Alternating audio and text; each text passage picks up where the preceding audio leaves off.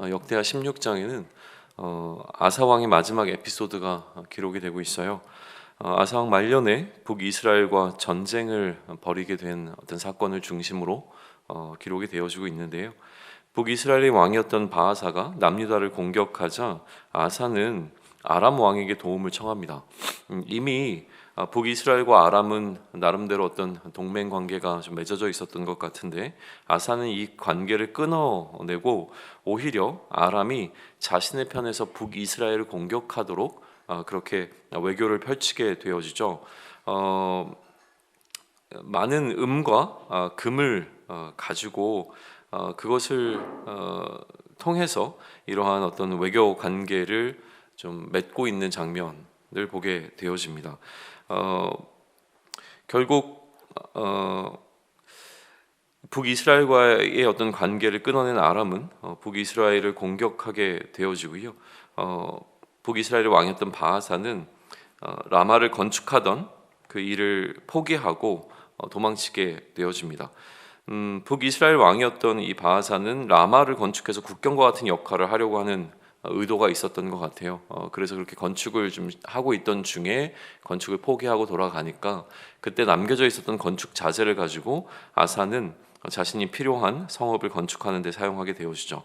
이때 선견자가 아사를 찾아옵니다. 그래서 아사를 찾아와서 그가 하나님을 의지하지 않고 이 전쟁에서 아람 왕을 의지했던 부분을 지적해요.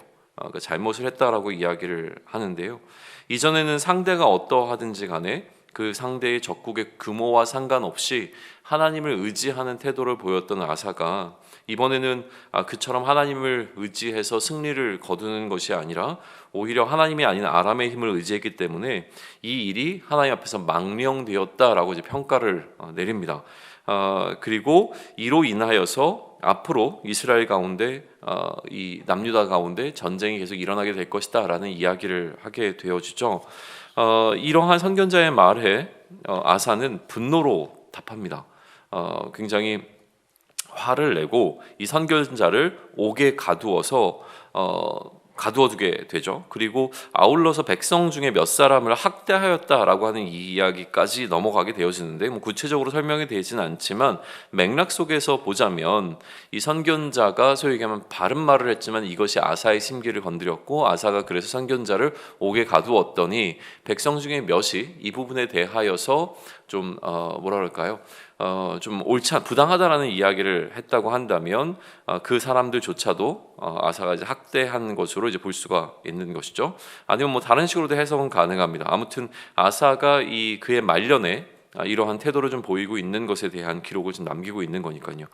그리고 난 이후에 아사에게 병이 생깁니다. 굉장히 위독한 상태였는데 그의 발에 이제 병이 생겼는데 이 병에 걸려 있고 목숨이 위태로운 상황 가운데서도 아사는 여전히 하나님을 의지하지 않았고 오히려 의원들을 의지하는 태도를 보였다라고 하는 기록이 이어지고 있어요. 그래서 이 발이 병들었던 것의 원인이 명확하게 기록되지는 않지만 아마도 계속되어지는 이 아사의 태도, 하나님을 의지하지 않았고 선견자를 통해서 하나님의 메시지가 전해졌지만 오히려 그것을 받아들이지 않고 분노했던 이런 태도가 이러한 병을 가져오게 했는데 그 가운데서도 여전히 하나님을 찾지 않고 의원들에게 하나님이 아닌 다른 존재를 좀 의지하는 모습을 보인 것이 이 아사의 어떤 태도였다라고 지금 역대기 기자는 기록해 나가고 있는 것처럼 보입니다. 그리고 결국 이제 죽음을 맞이하게 되어지죠. 이렇게 아사에 관한 이야기는 마무리가 되어집니다. 뭐 이 역대하 지금 16장을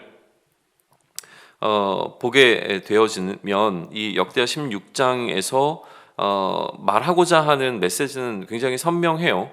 그러니까 아사는 나름대로 괜찮은 왕이었습니다. 그러나 그의 말년에 그가 하나님을 의지하지 않고 다른 것들을 의지하기 시작했다라는 것이죠. 그러니까 그러니까 하나님을 의지하지 않고 다른 것을 의지하는 것에 관한 선명한 메시지를 오늘 우리에게 전해주고 있습니다. 그렇기 때문에 이 원 독자들에게 이러한 메시지가 전해졌다면 오늘 살아가는 우리들에게도 동일한 메시지가 좀 전해지겠죠. 동일한 원리가 적용돼야 하는 겁니다. 하나님을 의지해야 하고 하나님을 의지하지 않고 다른 것을 의지하는 것은 잘못된 것이라고 하는 굉장히 명확한 메시지가 우리 앞에 지금 놓이게 되는 겁니다. 그렇게 우리는 이제 고민해야 되는 것이죠. 내가 과연 참으로 의지하고 있는 것은 무엇인가라는 질문을 던져볼 수 있게 되어집니다. 나의 삶의 문제를 하나님이 해결해 주시지 못할 것이라고 하는 내 안의 판단이 서게 되어지면 우리는 하나님이 아닌 다른 것을 의지하기 시작합니다. 기본적으로 우리는 하나님을 신뢰하는 자들이죠. 그래서 하나님을 의지하고 하나님이 나의 모든 것을 주관하시는 분이라고 하는 고백을 합니다. 근데 그럼에도 불구하고 실제로 우리의 삶을 찬찬히 살펴보게 되어진다면 우리가 하나님을 의뢰하지 않고 하나님을 의지하지 않고 오히려 하나님이 아닌 다른 것을 하나님보다 더 신뢰하고 있는 마음이 있는 것을 분명히 발견하게 될 거예요.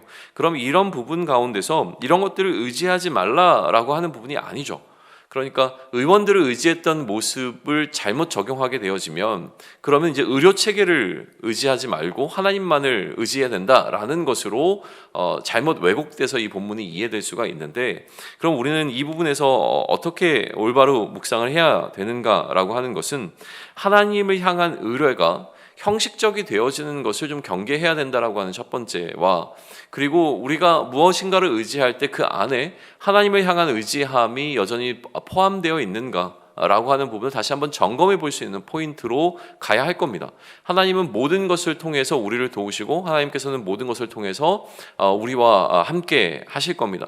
그러나 그러한 상황 가운데서 우리는 하나님께서 통하여 사용하시는 도구에 집중하면서 하나님을 놓치는 것이 아니라 오히려 그 도구를 사용하여 우리를 도우시는 하나님께 어떻게 집중할 것인가 라고 하는 부분을 좀 오늘 우리 이 본문을 묵상하면서 계속 생각해 볼 수 있는 주제로 삼고, 그래서 내 안에 너무 형식화되어 버린 하나님을 의지한다라고 하는 이 고백과 또 실제로 하나님을 의지하지 않고 하나님께서 사용하시는 도구가 마치 하나님인 것처럼 내가 그것을 신뢰하고 의지하고 있지 않은지를 돌아볼 수 있는 시간을 가지면 좋겠습니다.